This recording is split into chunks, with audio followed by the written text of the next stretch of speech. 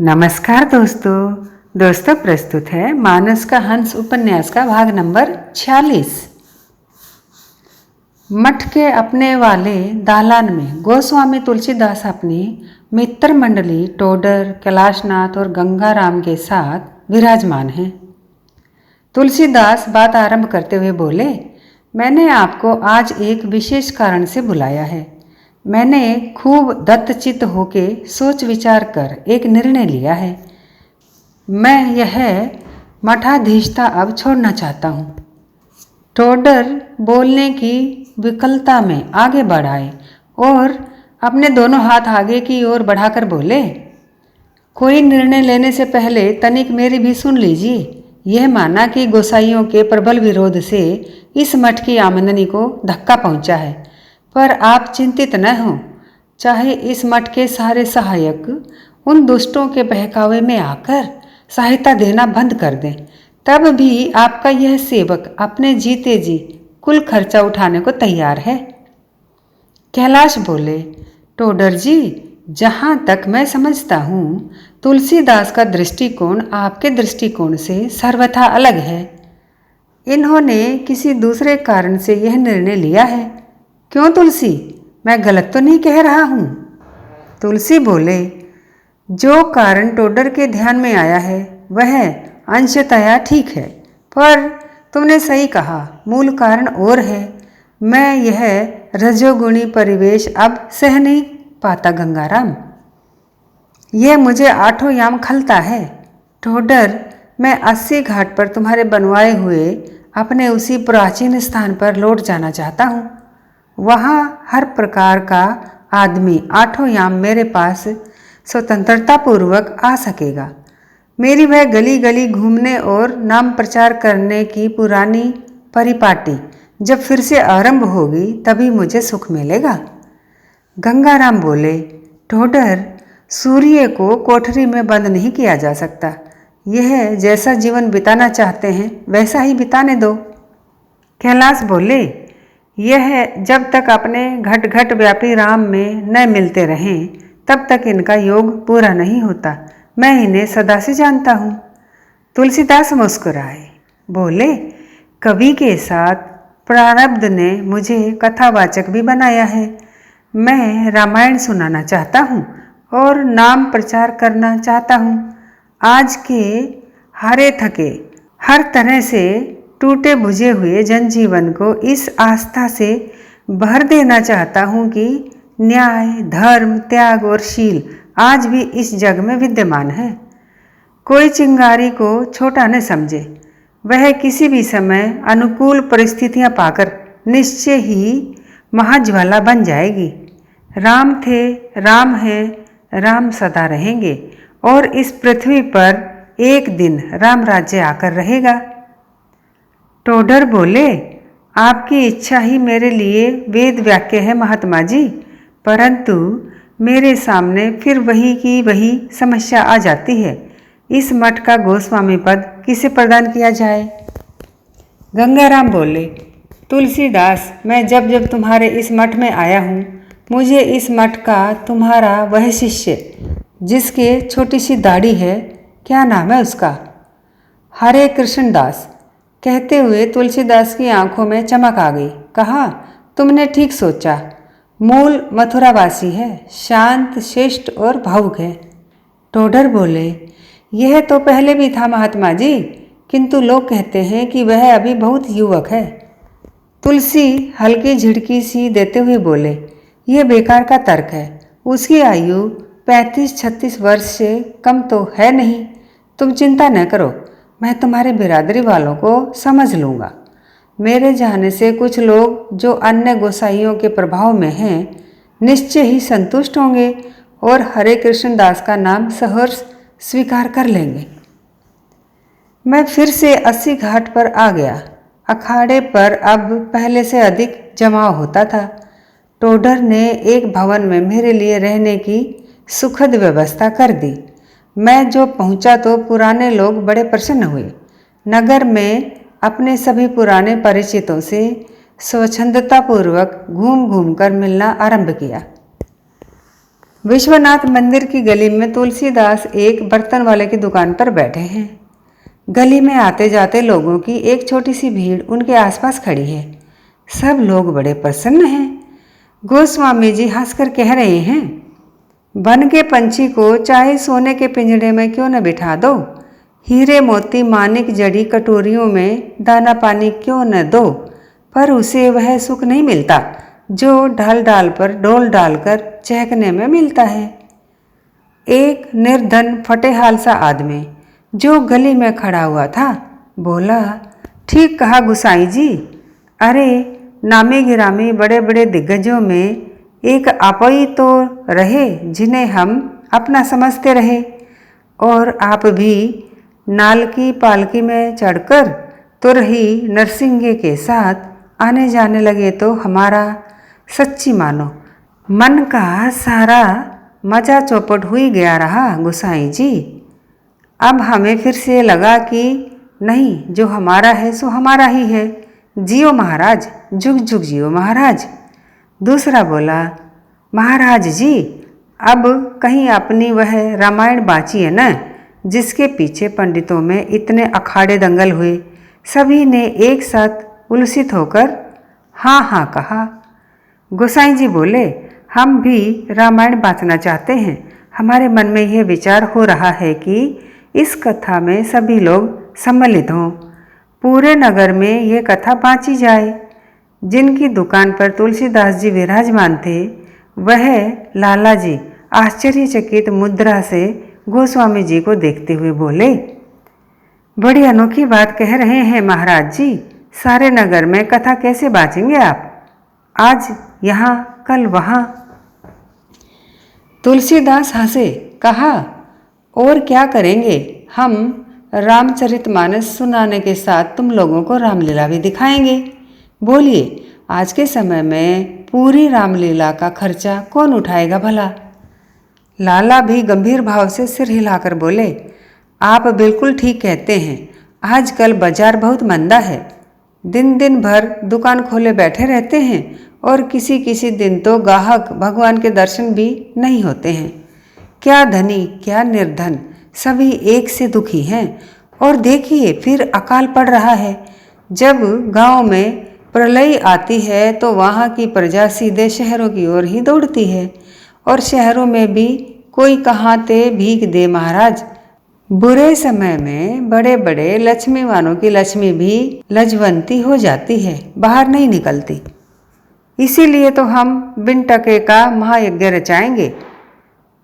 यह अकाल की स्थिति ही हमें इस समय विशेष रूप से रामलीला रचाने की प्रेरणा दे रही है। जन करुणा को करुणा सागर राम की लीलाओं को देख देखकर अपनी शक्ति की थाह मिलेगी। देखो, राम जी ने चाहा तो अगले पितृपक्ष के बाद नवरात्र में रामलीला प्रदर्शन के साथ साथ तुम्हें रामचरितमानस सुनाई जाएगी।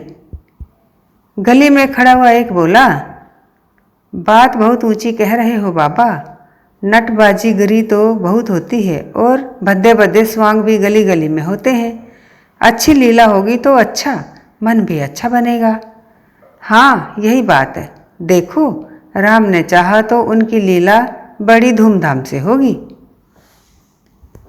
बेनी माधव जी बड़े ध्यान मग्न होकर बाबा के संस्मरण सुन रहे थे। एकाएक पूछा, गुरुजी, ये आपकी सारी योजना बिना पैसे कौड़ी के सफल कैसे हो सकी। जो काम धन बल नहीं कर सकता वह जन बल से सहज संभव हो जाता है। हम नगर में जहाँ कहीं डोलते हुए पहुँच जाते, वहीं हमसे रामायण बाँचने का आग्रह किया जाता। हम भी फिर अपनी जुगाड़ में लग गए। ठठेरों कसेरों से कहा, चौधरी, अब की नवरातों में हम रामलीला करना चाहते हैं। बनारसी चौधरी बोला, यह तो बड़ी अच्छी बात है महाराज, फिर हमारे लिए क्या आज्ञा होती है। देखो चौधरी, जब लीला होगी तो राम जी, सीता जी, लक्ष्मण जी आदि देवी देवताओं के लिए मुकुट होने चाहिए। रावण का 10 सिर वाला मुखौटा होना चाहिए और भी देवी देवताओं असुरों के मुखौटे होने चाहिए। महाराज जी, मुखौटे हम बनवा देंगे। सिया राम लक्ष्मण चारों भाइयों के तांबे के मुकुट हम बनाए देंगे। बाकी और सजावट का सामान आप गोटे वालों से कह के बनवाइए।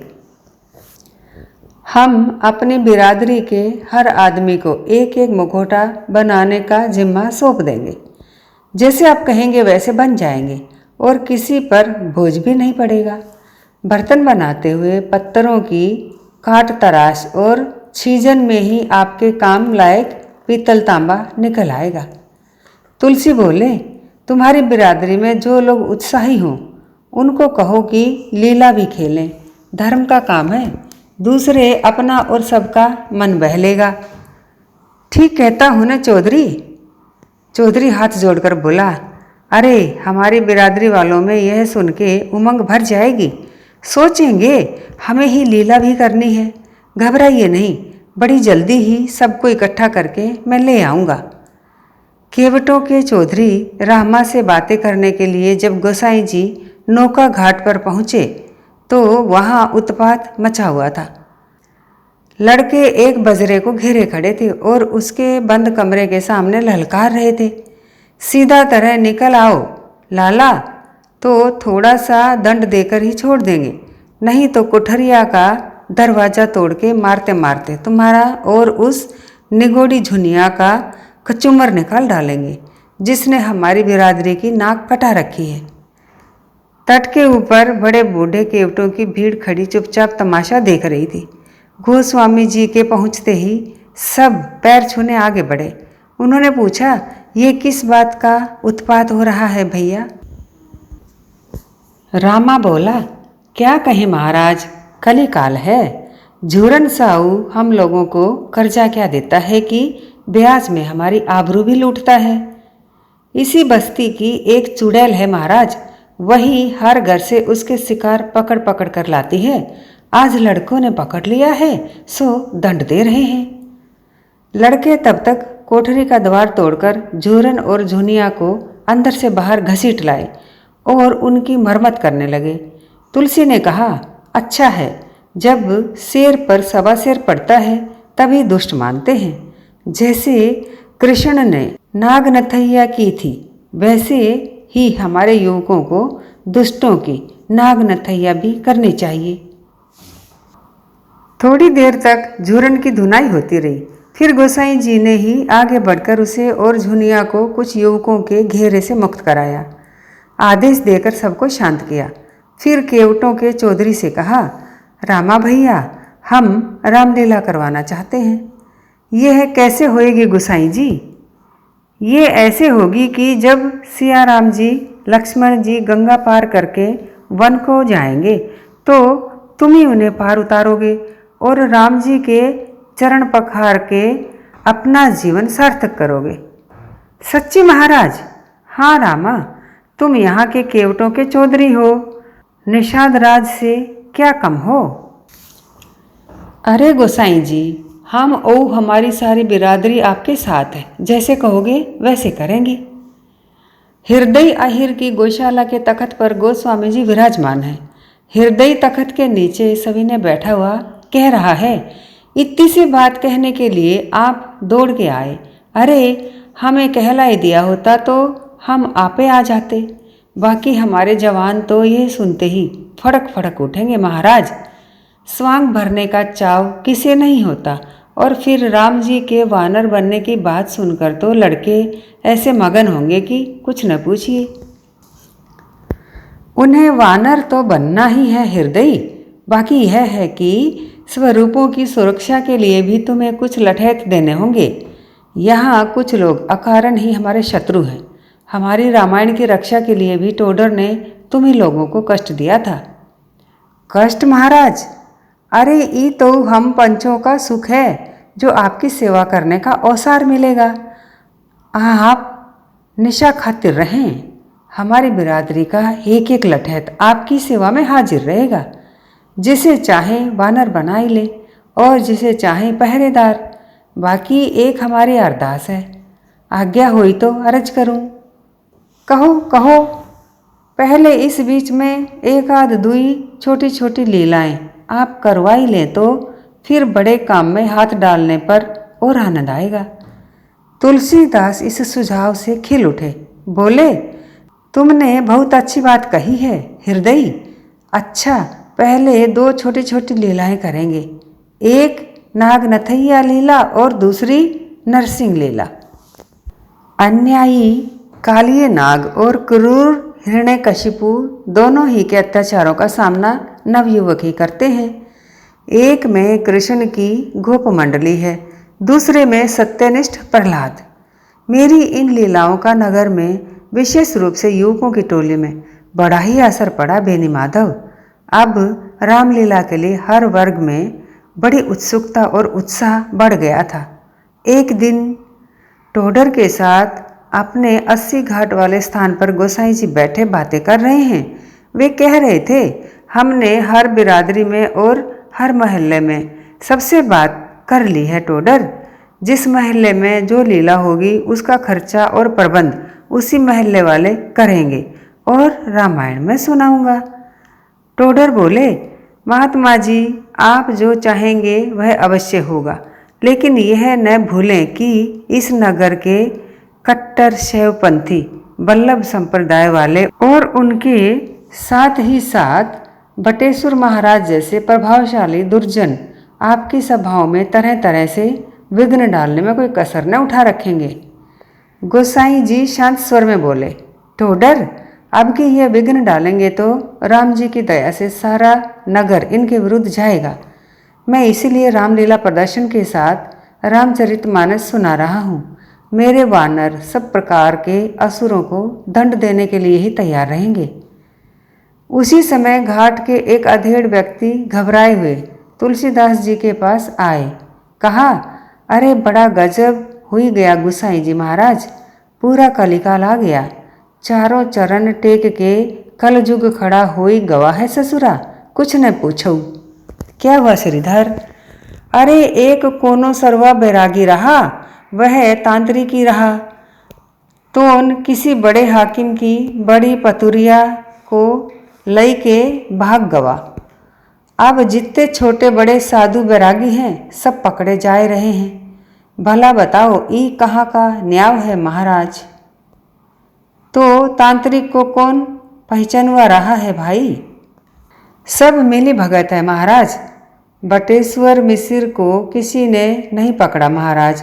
उन्होंने सुना है कि 500 रुपये रुश्वत चटाई दी और मुंह की बात मुंह में ही रह गई और 8-10 सरकारी प्यादों को लेकर जमादार और एक ब्राह्मण युवक तुलसीदास की कोठरी के सामने आ पहुंचा। टोडर ने इस ब्राह्मण को बटेश्वर मिश्र के साथ कई बार देखा था।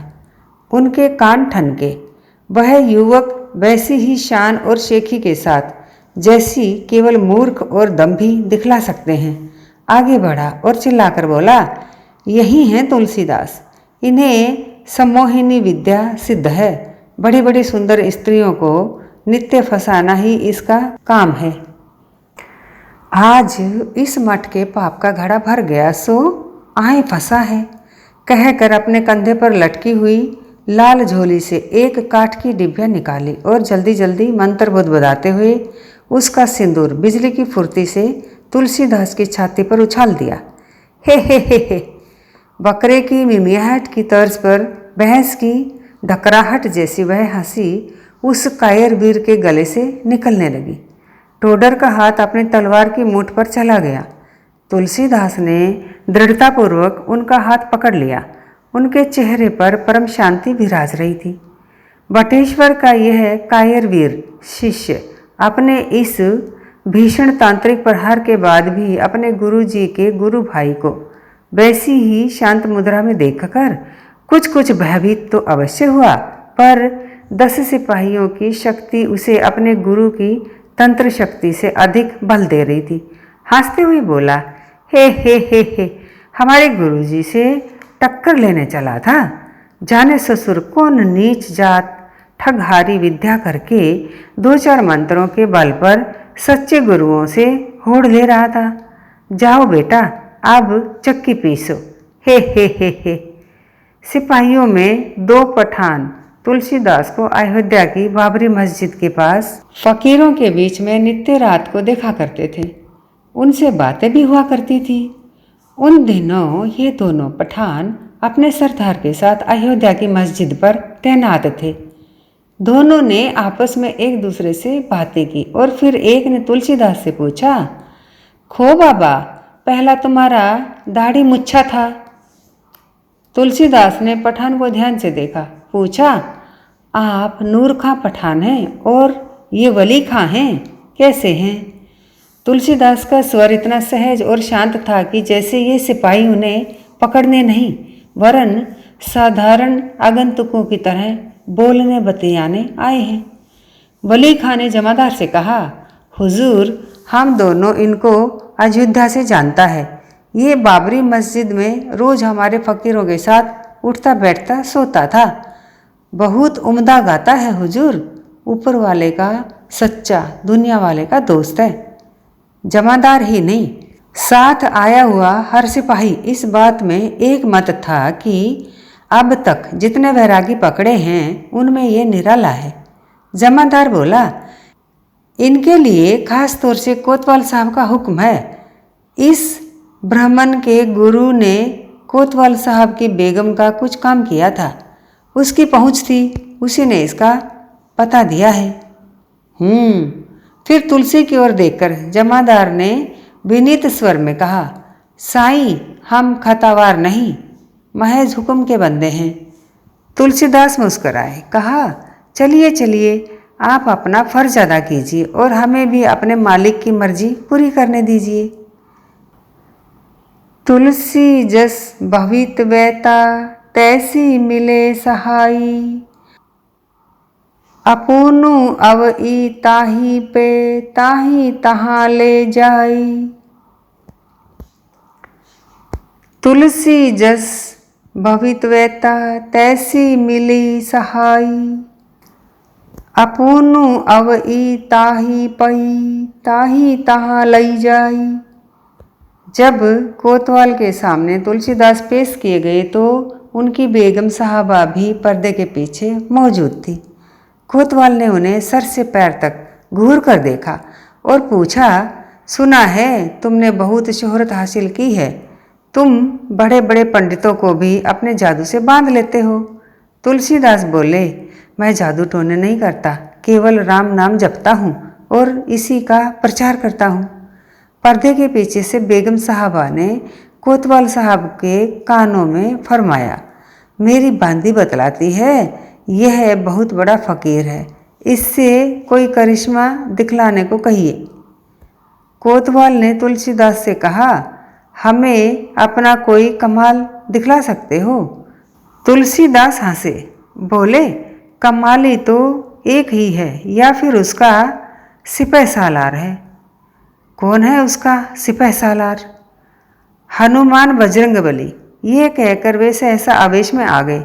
ऊंचे सशक्त स्वर में उनके मुख से एक छपे सोते सा उमड़कर बह चला। आंखें सामने वाले खंभे पर ऐसी सध गई जैसे वहां उनका हनुमान हठीला दृढ़ आस्था का स्तंभ बनकर प्रत्यक्ष खड़ा हो। वे उसे ही अपना छपे सुना रहे थे। सिंधु तरन सिए सोच हरन रवि बाल बरन तनु, भुज विशाल मूर्ति कराल कालहु को काल जनु। गहन दहन निर्दहन लंक निशंक बंक भू, जातु धान बलबान मान मंद दवन पवन सु। सिंधु तरन सिए सोच हरन रवि बाल बरन तनु, भुज विशाल मूर्ति कराल कालहु को काल जनु। गहन दहन निर्दहन लंक निशंक बंक भुव, जातु धान बलवान मान मद दवन पवन सुव। कह तुलसीदास सेवत सुलभ सेवक हिम संततः निकट, गुण गनत नमरात सुमिरत तपत समन सकल संकट विकट। नगर में गोस्वामी तुलसीदास जी के पकड़े जाने की खबर बिजली सी फैली। काशी की ऐसी कौन सी गली थी जिसे तुलसीदास ने अपना न बना लिया हो। शहर में सैकड़ों ऐसे युवक थे जिन्होंने उन्हीं की प्रेरणा से हनुमान अखाड़े आयोजित किए थे। ब्राह्मण, राजपूत, गोप, अहिर, गोंड, कहार, केवट, नाऊ, जुलाहे, छोटी कौमों के मुसलमान, तमोली, छोटे छोटे सौदागर, सभी तो राम बोला बाबा को अपना मानते थे। उनके पकड़े जाने के समाचार ने क्या छोटे क्या बड़े सभी के मनों में बड़ी कड़वाहट उत्पन्न कर दी। सारी काशी में बटेश्वर मिश्र की थू थू हो रही थी।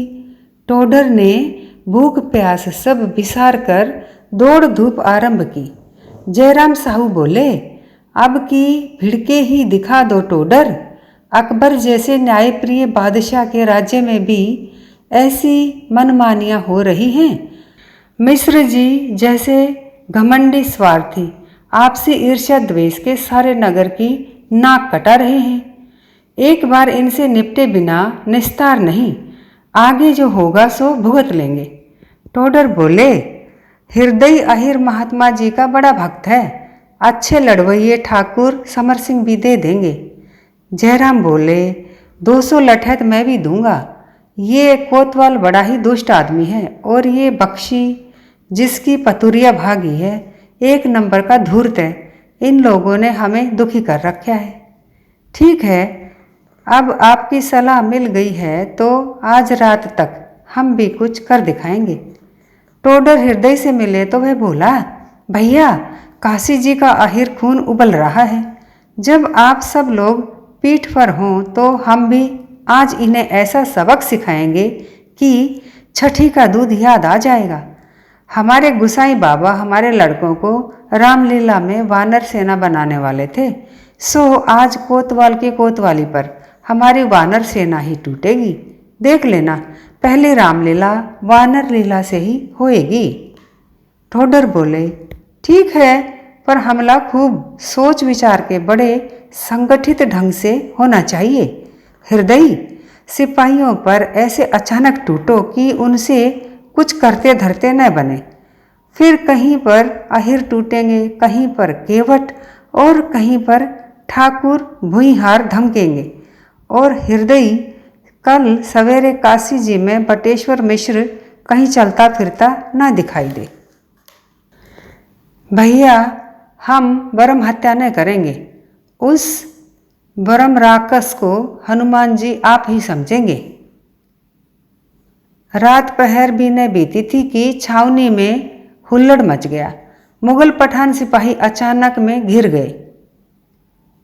कईयों की मुश्कें कस गई। सैकड़ों तुपकचियाँ विद्रोहियों के कब्जे में आ गई। लठेतों का आक्रमण इतना व्यापक और फुर्तीला था कि सिपाही बिना लड़े ही उनके जादू में बंधकर परास्त हो गए। कोतवाली पर सारे शरीर में सिंदूर लगाए लाल लंगोटधारी अहिर युवा वानर टूट पड़े थे। हरम में ऐसा हाय तौबा मचा कि बेगम बांदियाँ बेहोश हो गई। अफीम की पिनक में गाना सुनते और झूमते हुए कोतवाल साहब की दाढ़ी नुची। उन्होंने कैद खाने के जमादार को बुला के हुक्म दिया कि तुलसीदास को फौरन छोड़ दो। तुलसीदास बोले, जब तक सब वैरागी नहीं छोड़े जाएंगे तब तक मैं बंदी गृह से नहीं निकलूंगा। सारे बैरागी छोड़े गए। नगर में रात के तीसरे पहर सैकड़ों मशालों के साथ तुलसी बाबा और सारे बैरागियों का जुलूस निकला। पूरा नगर जाग पड़ा। एक विचित्र उत्साह काशी के जन जन में लहरा उठा था। तुलसीदास और काशी उस रात सदा के लिए एक हो गए। टोडर की इच्छा भी पूरी हुई। बटेश्वर मिश्र नया सूर्योदय न देख पाया। कोतवाली के सिपाहियों ने अपनी इस अपमान भरी पराजय का बदला लेने के लिए रात ही में बटेश्वर मिश्र के घर जाकर उन्हें सोते से जगाया, बाहर बुलाया और कत्ल कर डाला। मानस का हंस उपन्यास का भाग नंबर 47। नगर में इस विद्रोह से जहाँ युवकों में जान आई, वहाँ दूसरी ओर शासन तंत्र भी चूर चूर हो गया। सभी आला हाकिम इस बात से चिंतित थे कि आगरे के किले में जब यह समाचार पहुंचेगा तो बादशाह न जाने हमारी क्या दुर्गति करें। इस घबराहट में बख्शी, दीवान, मीर, अदल, कोतवाल, छोटे बड़े सिपह सालार सब आपस में एक दूसरे को दोषी तथा अपने को सतर्क स्वामी भक्त सेवक सिद्ध करने के लिए आगरे में अपने पक्ष के आला हाकिमों के पास मूल्यवान भेंटें और संदेश भिजवाने लगे।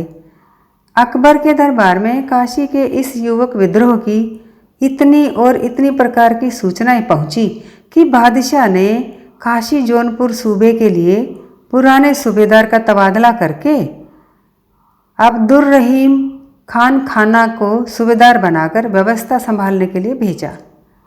खान खाना अभी आगरे से चल भी न पाए थे कि उनके आने की सूचना काशी में पहुंच गई। उस समय नगर में अकालग्रस्त जनसमूह मारा डोल रहा था। श्रमजीवी, किसान आदि सब भी भिखारी बन गए थे। पेट भरने के लिए लोग अपने बेटे बेटियों तक को बेच देते थे। भूत भावन भोलानाथ की नगरी करुणा से चित्कार कर रही थी और प्राय उसी समय राजा टोडरमल के पुत्र राजा गोवर्धनधारी काशी के पंडित शिरोमणि नारायण भट्ट जी की प्रेरणा से विश्वनाथ जी का नया मंदिर बनवाकर शिवलिंग की प्रतिष्ठा करने आए थे। मंदिर में बड़ी धूमधाम थी। पंडित मंडली में हर जगह राजा गोवर्धन धारी दास टंडन जी की जय जयकार हो रही थी। फकीरों को अन्न दिया जा रहा था। नगर में सबको शांत किया जा रहा था। एक भिखारी बोला, यहाँ सब बड़े बड़े पंडित दिखाई दिए पर हमारे राम बोलवा बाबा के दर्शन नहीं भये। अरे भैया, जो गरीबों का साथ दे उसे बड़े लोग अपने बीच में नहीं बैठाते। बाबा हमारे तुम्हारे हैं कि इनके हैं? सच्ची कहा मंगलू, बाबा हमारे हैं। सुना है बेचारों की बाह में गिल्टी निकल आई है। आजकल वे बहुत पीड़ा पाए रहे हैं। तुलसीदास की कोठरी में टोडर आदि कई भक्तों की भीड़ जमा थी। तुलसी अपने पीड़ा से विकल थे। बार बार हनुमान को गोहराते थे, हे हनुमान हठीले, तुमने पहाड़ उठाया, लंका जलाई, बड़े बड़े बलशाली राक्षसों को चुटकी बजाते मसल डाला। मेरी यह जरा सी पीर नहीं हरी जाती। मेरी ही सहायता करते समय क्या तुम बूढ़े हो गए हो? तुम्हारी शक्ति क्षीण हो गई है। आओ मेरे साहब, मेरा कष्ट हरो। बड़ा काम है हनुमान हठीले, मेरी लाज रखो। एक सरकारी ओहदेदार के आने की सूचना मिली। टोडर उठकर बाहर गए। हाकिम को मुजरा इत्यादि करने के बाद उससे बातें करने पर टोडर ने जाना कि नए सूबेदार बनारस आए हैं और गोसाई जी से मिलना चाहते हैं। टोडर ने कहा, हुजूर, भीतर चलकर महात्मा जी की हालत अपनी आंखों से देख लें। इस समय तो गिल्टी में बड़ी पीड़ा होने से वे करा रहे हैं। हाकिम टोडर के साथ भीतर आया। सब लोग अदब से उठ खड़े हुए। हाकिम ने गोसाई जी को झुककर सलाम की और कहा, हुजूरे आली, खान खाना साहब ने मुझे आपकी मिजाज पुरसी के लिए भेजा है। उनसे हमारा सलाम कहिएगा। उनके कुछ दोहे हमने सुने हैं, उन्हें हमारी सराहना की सूचना दीजिएगा और इस कृपा के लिए मेरा आभार भी प्रकट कीजिएगा। दूसरे दिन पैदलों और घुड़सवारों की सेना के साथ हाथी पर सूबेदार अब्दुर्रहीम खान खाना गोस्वामी तुलसीदास जी के दर्शनार्थ पधारे। उनके आने की सूचना पहले ही भेज दी गई थी। बड़ा सरकारी प्रबंध हुआ था। सूबेदार को देखने के लिए बाबा के निवास स्थान के आसपास बड़ी भीड़ इकट्ठी हो गई थी। तुलसी और रहीम बड़े प्रेम से मिले। तुलसी और खान खाना साधारण आसन पर बैठकर एक दूसरे से बातें करने लगे। उनके बंदी बनाए जाने के कारण रहीम ने क्षमा मांगी। उनके उपचार के लिए अपने खास हकीम को भिजवाने की बात भी कही। रहीम ने अकबर बादशाह के संबंध में कहा, महाबली सब प्रकार के अन्यायियों को कुचल रहे हैं। वे ऐसे धर्म का प्रतिपादन करते हैं जो मानव मात्र को एक कर सके। तुलसी बोले, इसमें कोई संदेह नहीं कि अकबर शाह के काल में बड़ी व्यवस्था आई है। फिर भी समाज और शासन को और अधिक संगठित और न्यायशील होना चाहिए। आपका कहना यथार्थ है गोस्वामी जी। अच्छा, तो अब आज्ञा लूँगा। स्वस्थ हो जाएं तो एक दिन मुझे दर्शन देने की कृपा अवश्य करें। एक और निवेदन भी करना चाहता हूँ। मेरी इच्छा है कि आप जैसे महात्मा महाकवि को राज्य संरक्षण मिलना चाहिए। मैं यदि शहंशाह सलामत को आपको कोई जागीर प्रदान करने के लिए लिखूं तो क्या आप उसे स्वीकार करेंगे? तुलसी हंसे, बोले, आपकी बड़ी कृपा है खान खाना साहब, परंतु हम चाकर रघुवीर के पटो लिखो दरबार, तुलसी अब का होहिंगे नर के मनसबदार।